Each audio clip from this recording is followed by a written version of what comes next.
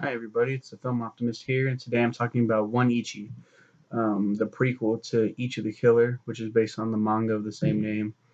Ichi the Killer, huge cult classic.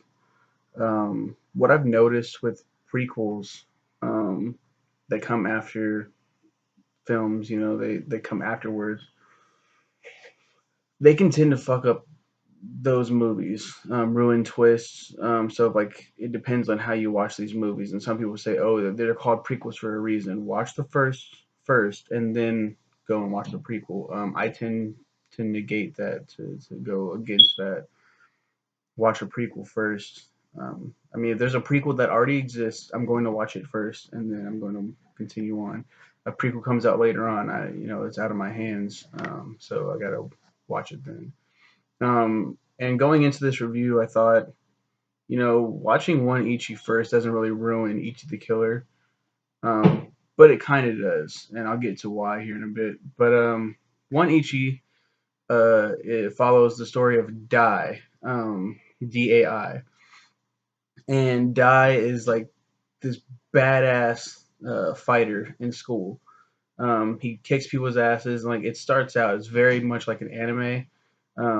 And that's how, like, as soon as I saw this, like, okay, so it's not theatrical. Like, it doesn't feel like big budget film. Feels like someone got like a pretty good camera, pretty decent camera, and filmed some fights. And it looked pretty good. Put some effects on there and something that like something that some people on YouTube can do already, like amateur filmmakers. I don't want to go say it's amateur because there's a lot of good things in this film that don't feel amateurish. It's just a good movie. But Dai's beating some ass. Every time he's fighting, this guy shows up, Shiroishi, who is this like nerdy outsider kid, might be mentally challenged or something, but he's always like got a big smile, like watching these fights, and he gets fucking hard on from watching these fights too, and it's like it's really weird. And Dai's like, why are you always fucking showing up? I mean, he confronts him in school, and Shiroishi's just like, don't hit me, don't hit me. Um, Shiroishi turns out to be Ichi, the killer. Ichi for short for Shiroishi. Shiroishi, we cut to his life every once in a while, what he's dealing with. He's in karate class. His dad's like a karate master, the teacher or whatever, sensei. He's teaching all of his students. He has like this young class of like little kids, and they beat the shit out of Shiroishi. They they punch him around. They beat the shit out of him, and then uh, he cries, and his dad has to break it up and tell him to get off him, stop beating up the retard. It's like fucked up. And then later on, like he suppresses all that, and it makes him a more explosive fighter somehow. And he like can like his dad finds out that his son is fucking crazy because he comes in like when the karate dojo is closed. His son's been laying on the ground ever since getting beat up, but his son's kind of giggling a little bit and crying and at the same time, and then like fucking he's just drenched in fucking cum. It's like he had like he came on himself. He wasn't, no one jizzed on him. Um, so it's really fucking. This guy's got a lot of problems. Shiroishi does. Who would grow up to be Ichi the Killer? Fun fact: the guy that played Ichi the Killer, and plays Shiroishi, Nao Amori, plays him in Ichi the Killer and One Ichi. One Ichi came out in 2003, and Ichi the Killer came out in 2001. So it's only 2 years. What? I didn't know that. That makes it less impressive, but some years pass. The 2001 Ichi the Killer seems like it's much more in the past. Like it looks like it was made in the 80s. Um, can't wait to talk about that next week. But we finally see the force of Ichi. He's like getting jumped at a baseball field, and he beats the shit out of everybody. We don't see this. We just see bloody, mangled bodies laying all around. Everyone's dead. Like people show up, like detectives and shit, trying to figure out, man, some kind of monster did this, some kind of killer. And they look at the chain link fence of the baseball diamond and everything, covered in sperm, just dripping. It's like what the fuck happened here? So back to Die, the main character. Remember, he's kicking ass. There's a new transfer student named Onizame, I believe. Zame. Um, he comes out. I forgot to mention real quick. Die, Mr. Die, is the guy that plays him. Tie. He looks like straight out of a fucking anime. Like just like the brooding character, just the low brow, just like doesn't look like he gives a fuck. Like Kenshiro or something from like Fist of the North Star. Like something like that, where he's just like he has that protagonist look. And he's just a badass, and his name's fucking Die. Like that's so dope. But Onizami comes in, he's like this jokester or whatever, and he's like, I'll beat the shit out of anyone here, I don't care. And Dai's like, huh, I don't back down from a challenge. So he gets in a fight with Onizami. Onizami's thing is that he can counter fucking anything. So he's just like, yeah, come on, yeah, show me what you can do, prick. And he like, Dai comes up ready to box, throws that fist. That was fucking cool. It's like a 3D effect. Yeah. Throws that fist, grabs, fucking just his arm is fucked. It's fucking annihilated. It's twisted.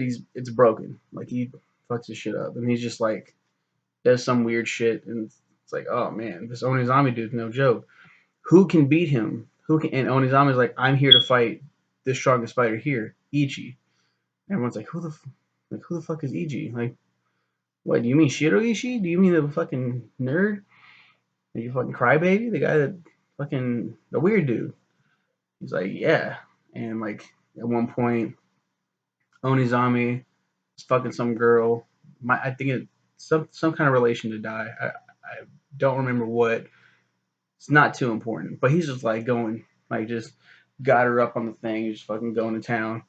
Guy comes in there and he's like puts his hand, his good arm on his shoulder, like look at me. Turns around like yeah, and puts the girl down like oh you want to fight some more? Puts his pants up and gets hit in the face. He's like okay, and then breaks his other arm. Then I believe breaks his breaks his legs, and so he can't walk, he can't punch, he's on the ground. Ichi is in the middle of all this. They like fight on the roof of like the school. Um, Really awesome final climactic battle. Very reminiscent of the ending of Ichi the Killer as well. A nod to it, if you will.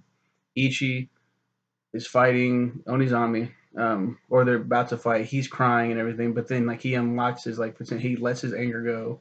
He just like fuck and then just goes crazy. Does his signature kick. Like so he beats the shit out of it's like a really cool fight. He beats the shit out of Onizami. Onizami's on his knees. He's like, yes, like this is what I wanted.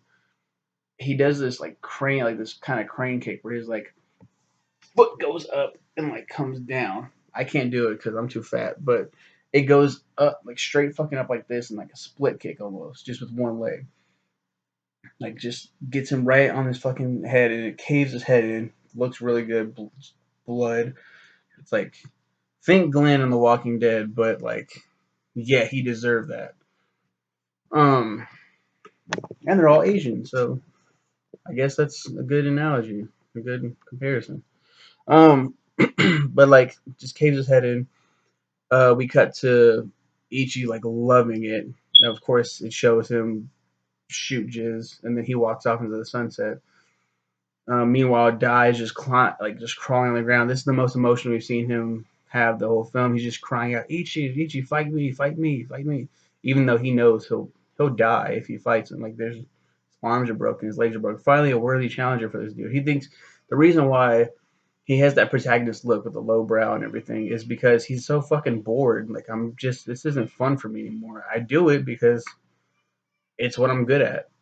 But what's the point if I'm just this good? So finally, a worthy challenge, and so he crawls off, and that's where the film ends. And I know it doesn't sound like much, just a lot of cum and fighting and blood, but it's a good prequel. The reason why it kind of ruins Ichi the Killer is because, and the name derives one Ichi derives from Ichi in Ichi the Killer is a very mysterious character. He has like a mask on, this cool bodysuit. The bodysuit has one right there, one Ichi. Um, Very mysterious character. Sometimes he takes the mask off. Sometimes he's crying. A very emotional dude, and we're like, okay, so this is what. Well, and he gets into a fight at the end, and he gets hurt.